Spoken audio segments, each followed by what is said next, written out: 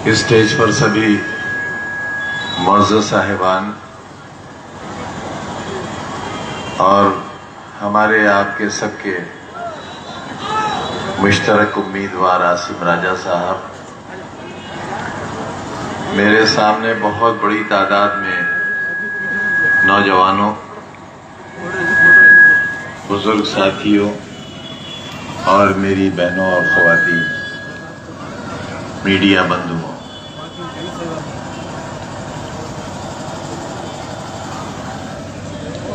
मैं आज बिल्कुल जीरो की हैसियत में आपके सामने खड़ा हूं।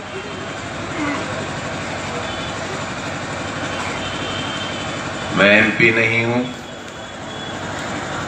गुजरे हुए कल का वजीर नहीं हूं, एमएलए नहीं हूं और यहां तक कि मुझे वोट देने का हक भी नहीं है। हमारे दिल के हीरो हैं।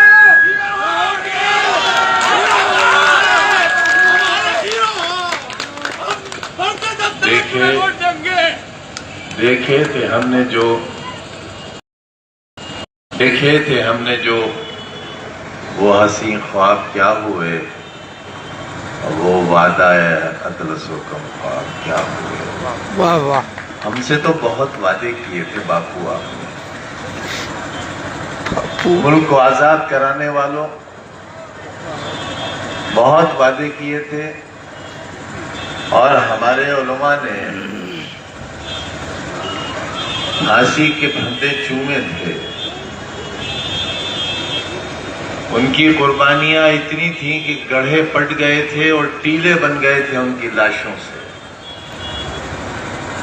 उनकी हवेलियों के दरवाजे उनकी लाशों से सजा दिए गए थे। एक मीर जाफर ने किले का दरवाजा खोल दिया था और वक्त का टीपू सुल्तान अपने तमाम साथियों के साथ शहीद हो गया था। ये वो दिन था जब अंग्रेज हिंदुस्तान में दाखिल हुआ। तारीख फिर अपने आप को दोहराती है। बहुत नाराज रहते हैं आप लोग हमसे। आपसे मुराद आप नहीं, वो लोग जो मुनाफिक, जो अपने आप के दुश्मन हैं, अपने कल के दुश्मन हैं, अपनी नस्लों के दुश्मन हैं। यहां भी कम नहीं होंगे वो लोग, और यहां वो लोग भी मौजूद हैं जिनका टेलीफोन सीधा मुरादाबाद और रामपुर और लखनऊ और दिल्ली तक मिला हुआ होगा। बेशक यहां से डायरेक्ट टेलीकास्ट हो रहा है और वो सुना जा रहा है। अगर मेरी ये हैसियत नहीं होती, जिसकी कोई गलतफहमी नहीं है मुझे, तो 24 घंटे नहीं बल्कि 24 मिनट के अंदर मेरी मेंबरशिप खारिज करके इलेक्शन कमीशन नए चुनाव का ऐलान नहीं कर देता। 5 बजे अदालत का हुक्म होता है और इस जुर्म की सबसे बड़ी सजा जो कि 3 बरस की थी, अगर ये 30 बरस की भी होती तो ये सजा शायद मुझे दी जाती। वो सजा दी गई और 5:10 पर इलेक्शन कमीशन ने ऐलान कर दिया कि रामपुर में इलेक्शन होगा। और रातों रात उत्तर प्रदेश विधानसभा के स्पीकर ने विधानसभा 37 नहीं बल्कि हड़बड़ाहट में विधानसभा 38 की सीट को वैकेंट डिक्लेयर कर दिया और अगले दिन चुनाव की तैयारियां शुरू हुई। इतनी जल्दी है मेरी बर्बादी की, क्यों? आखिर क्या गुनाह है मेरा? एक वोट ही तो मांगता हूं और वोट भी नहीं मांगा, कभी नहीं मांगा आपसे,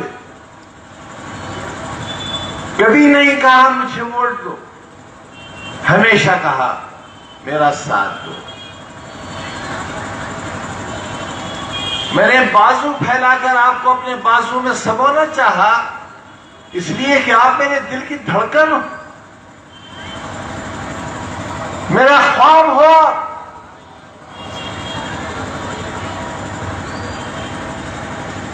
मैं आबरू हुआ आपकी और आप जान हो मेरी। न मैं आबरू खोना चाहता हूं और न तुम जान खोना चाहोगे।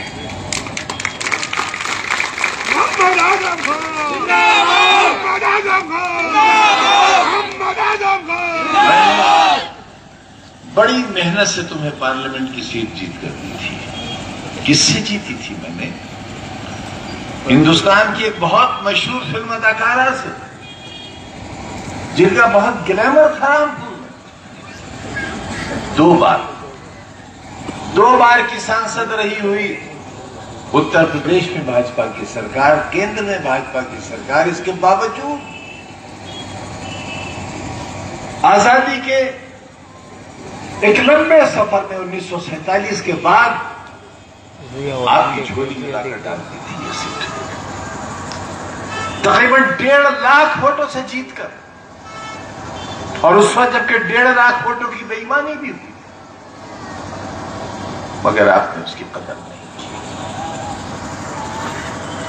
ठोकर से मार दिया आपने उसे।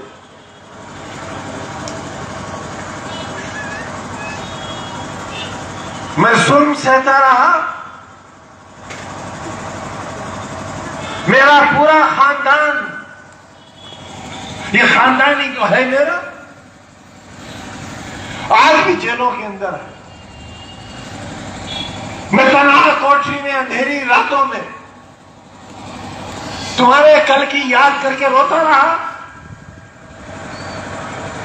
प्लास्टिक के मग में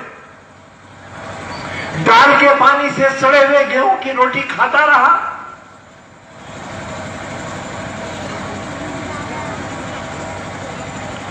और ख्वाब देखता रहा कि आप हिफाजत करोगे, मुहाफिज बनोगे।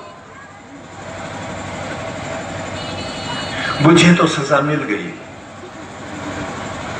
बचोली आप भी। और याद रखना, मेरी सजा तो कब्र में मेरे साथ चली जाएगी, मगर तुम्हारे गुनाह की सजा कई नस्लें भुगतेगी। आखिरत में जवाब नहीं दे पाओगे। मैं जब एम्बुलेंस से अपनी जिंदगी और मौत की सांसें गिन रहा था और सीतापुर जेल से मुझे निकाला गया था, ये सोच करके मैं जेल के अंदर न मर जाऊं, सीतापुर की सरहदों के बाहर जाकर मर। उस वक्त भी ये कलम मेरी जेब में लगा हुआ था, यही कलम था। अपने लिए नहीं, तुम्हारे बच्चों के लिए। मैं तो पढ़ चुका, मेरे गुनाह की कितनी सजा दोगे आप। मैं एमपी नहीं रहा इसलिए कि मैंने ये सोचा था कि हुकूमत आ जाएगी और मैं उस अंधेरे को एक बार फिर उजाले में तब्दील करने की मौला के करम से कोशिश करूंगा जो रह गया। उम्मीद थी कि सरकार बनेगी, यकीन था सरकार बनेगी, ना उम्मीद पूरी हुई ना यकीन पूरा हुआ, सरकार नहीं बन सकी।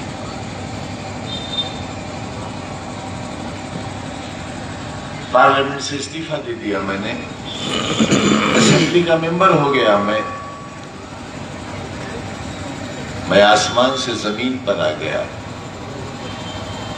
वो आसमान जो कभी मेरा था, वो जमीन जो कभी मेरी थी, आपने न आसमान का लिहाज किया और न जमीन का लिहाज किया। मैं शिकायत करने आया हूं आपसे, और इस खाने खुदा को जिस तरह हासिल जानकर आसिम राजा ने कहा है, मेरी जेल की एक सांस का हिसाब नहीं चुकता कर सकते आप, मेरे एक आंसू का हिसाब नहीं दे सकते आप।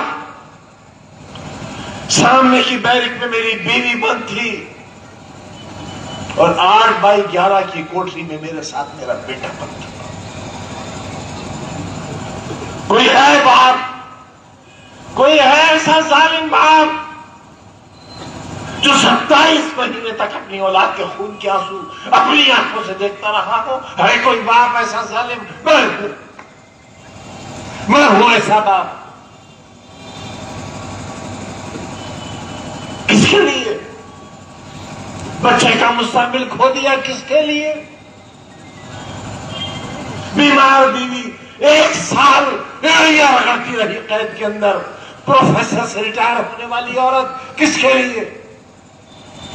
सोने और चांदी के कंगन के लिए? किसी आलीशान कोठी या महल के लिए? किसी जहाज या हेलीकॉप्टर के लिए? न, इसके लिए। पार्लियामेंट का चुनाव आया और आपने आसिम रजा को हरा दिया। शर्म नहीं आई आपको?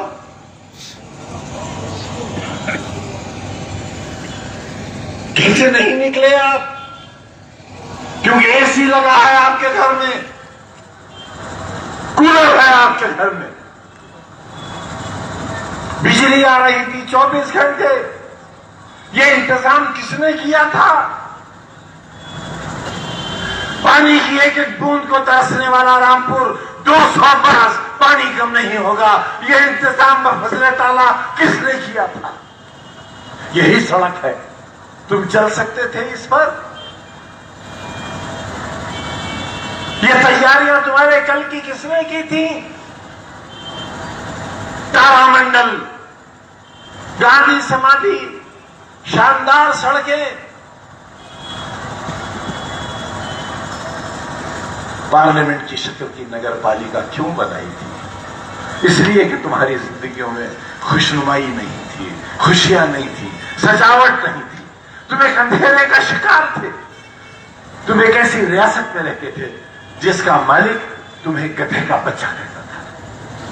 तुम्हारे अजदाद को गधे का बच्चा कहता था, और जो गधे का बच्चा कहलाता था वो अपने घर जाकर कहता था, आज सरकार ने हमें गधे का बच्चा कहा है। मैं तुम्हें इंसान बनाना चाहता था, मैं तुम्हें एक बेहतरीन शहरी बनाना चाहता था, मैं तुम्हें हिंदुस्तान का सबसे अच्छा शहरी बनाना चाहता था। मैं तुम्हारे बच्चों को कलेक्टर और एसपी की कुर्सी पर बैठाना चाहता था, तुम्हारे दिल और दिमाग का इलाज करने वाला डॉक्टर बनाना चाहता था। ये था मेरा खुदा। तो तुमने क्या किया मेरे अरमानों के साथ? घर से नहीं निकले राजा के लिए, क्योंकि एयर कंडीशन की ठंडी हवाएं तुम्हें ज्यादा पसंद थी। नैनीताल की ठंडी फिजाएं, हवाएं और वहां की पहाड़ियां तुम्हें पसंद थी, और तुम नैनीताल चले गए उस दिन। शर्म नहीं आई? नहीं शर्म आई? मुझे आई, मुझे आज भी आती है शर्म। वहां जाकर शराबी पीने वाले लोग, ठंडी वादियों में ऐशो इशरत का वक्त गुजारने वाले लोग रामपुर के मुस्तकबिल के मुहाफिज नहीं हो सकते। आज कल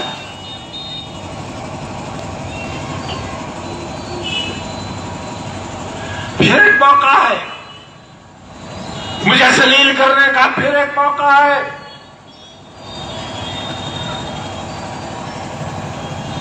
मैं चुनाव जीतता रहा तुम्हारी मोहब्बतों से, लेकिन चुनाव हराने वालों की ताकतें बहुत ज्यादा थी, मगर क्योंकि फजल इलाही हमारे साथ था, लिहाजा फतह हमारे नाम लिखी जाती थी और दुश्मन जलीलो ख्वार हुआ था।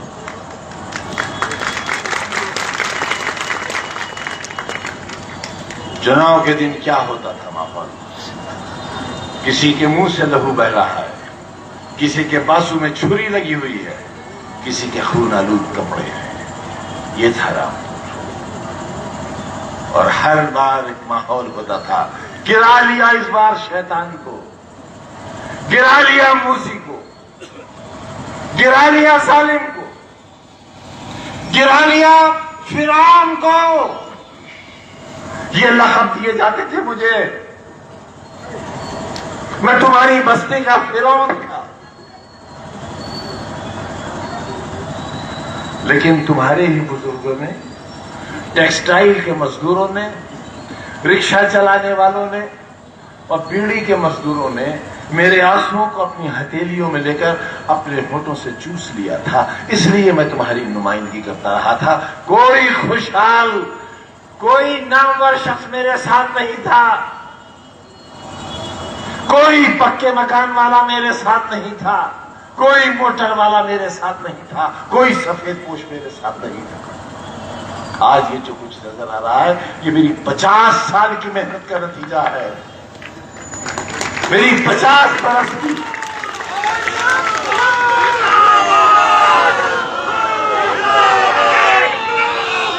देखा है कभी?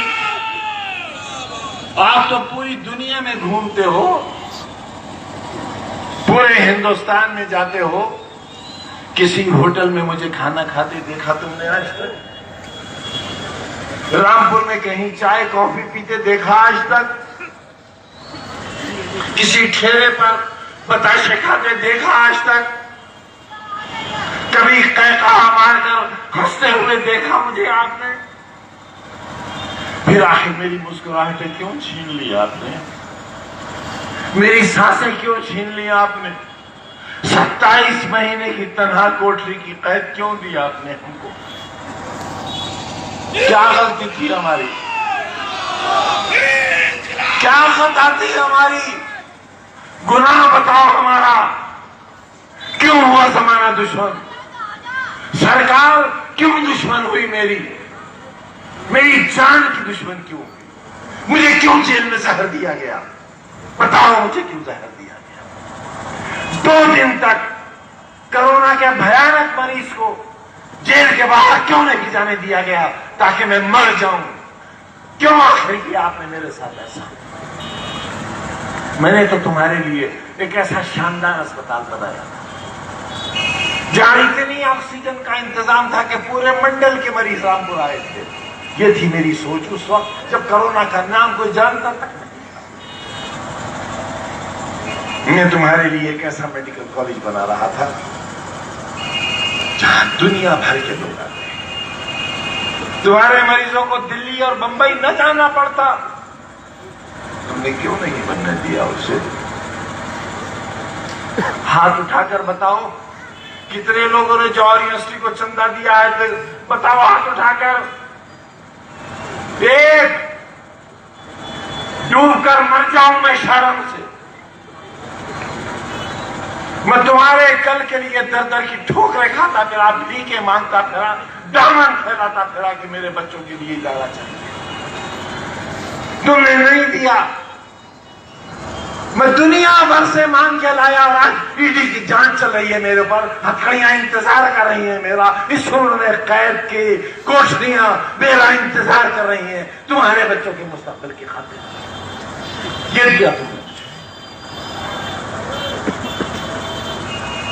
और क्या देना चाहते हो? बेगैरत आवाज और बता क्या देना चाहता है तू? इस जमाने के कैंसर, जिल्लत और ख्वारी के अलंबरदार, बता इस शहर को और क्या देना चाहता है? बेगैरत आवाज बता क्या देना चाहता है? बेहया अपनी मां की कोख से जने हुए बता क्या देना चाहता है? आज भी ये आवाजें बाकी हैं, आज भी बाकी है। तुम पर जुल्म करने वाली आवाज ये सही मीर जाफर की एक ही था। तुम संघर्ष करो,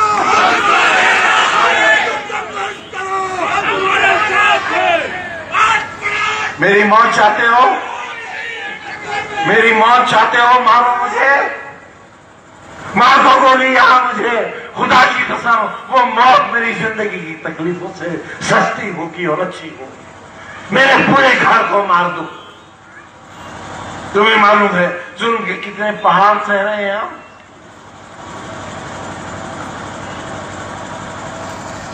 हंसो हम पर, खड़े लगाओ, बेचो अपना जमीर, बिक जाओ एक एक टके के लिए और इतना करोड़ अफसरान को जो हमारी बर्बादी चाहते हैं। ये जलसा नहीं है आज, ये रोज़े हिसाब है। तुमसे हिसाब लेने आया हूं। तुमसे मौत मांगने आया हूं अपनी। थक गया मैं इस जिंदगी से।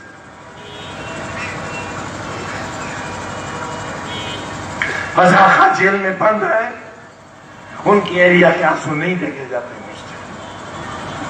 जेल में बच्चे बंद है बेगुनाह, किसी ने मशीन नहीं चुराई है, किसी ने फर्नीचर नहीं चुराया है।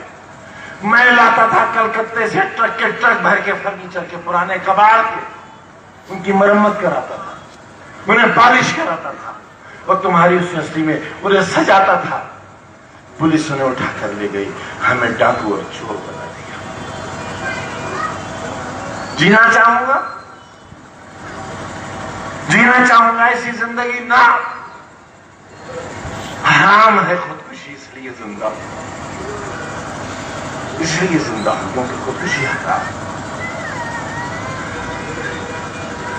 घर से नहीं निकले आप, 32% वोट दिया आपने और 40% देते थे तो आसिम राजा आज 60,000 70,000 वोट से जीता पार्लियामेंट होता और मेरी वकालत कर रहा होता पार्लियामेंट।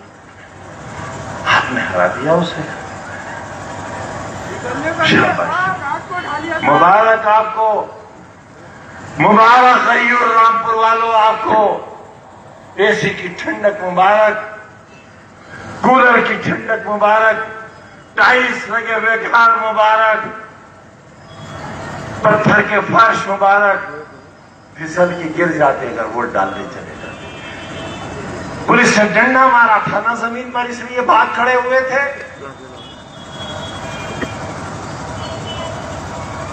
अगर एक जिस्म पर भी लग जाता मर तो नहीं जाते। मैं तुम्हारे जख्मों पर अपने दिल का खून लगाकर उनको मरहम बना देता, मगर तुम घर से निकलते तो जालिमों। राजा पठान नहीं है इसलिए, इंसान तो है, इंसान तो है। तुमने एक इंसान को जलील किया है। आवाज दो, आवाज दो, इनकलाब, इनकलाब, क्या माहौल है, क्या माहौल है शहर का? दहशत, खौफ, डर, हर लम्हा जुल्म का इंतजार। ये आबादी बदनसीबों की आबादी है। पूरी दुनिया के सबसे कम नसीब लोग, मेरे लोग यहां रहते हैं, इसलिए उन पर सितम ढाया जा रहा है। मेरा दिल फट जाएगा, मेरा दिल फट जाएगा अगर तुमने बेवफाई की तो। अब मेरे साथ धोखा मत करना, मेरे पास बहुत वक्त है भी नहीं। मत करना धोखा मेरे साथ। और जान लो अच्छी तरह जान लो, भेड़िया तुम्हारे दरवाजे पे खड़ा है। अगर वो तुम्हारे घर के अंदर दाखिल हो गया, अपनी आबरूओं की हिफाजत नहीं कर सकोगे।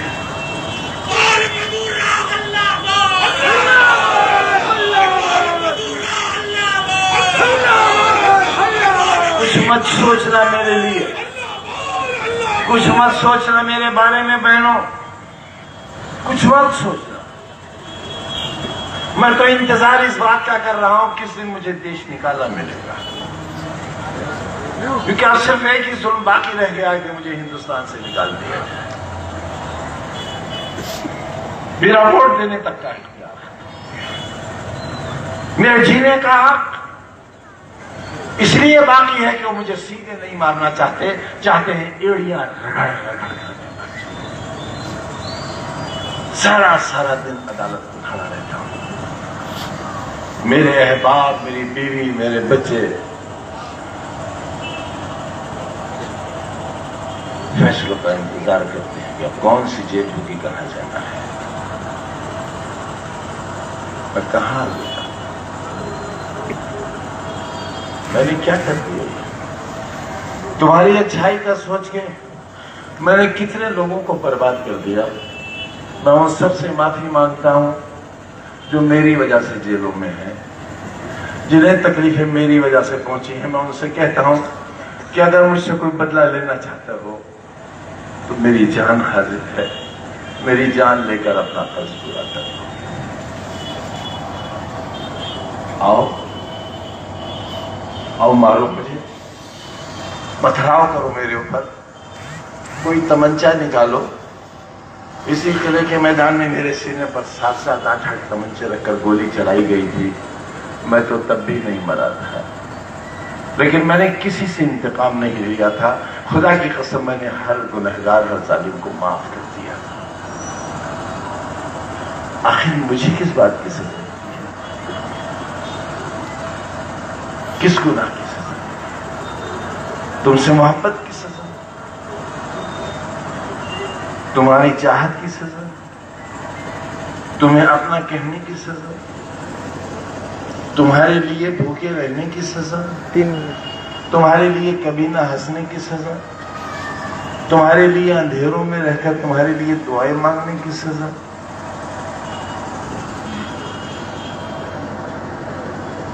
आंखें खो दी जलिए, दिल खो दिया, दिमाग खो दिया, बहुत कुछ भूल गया।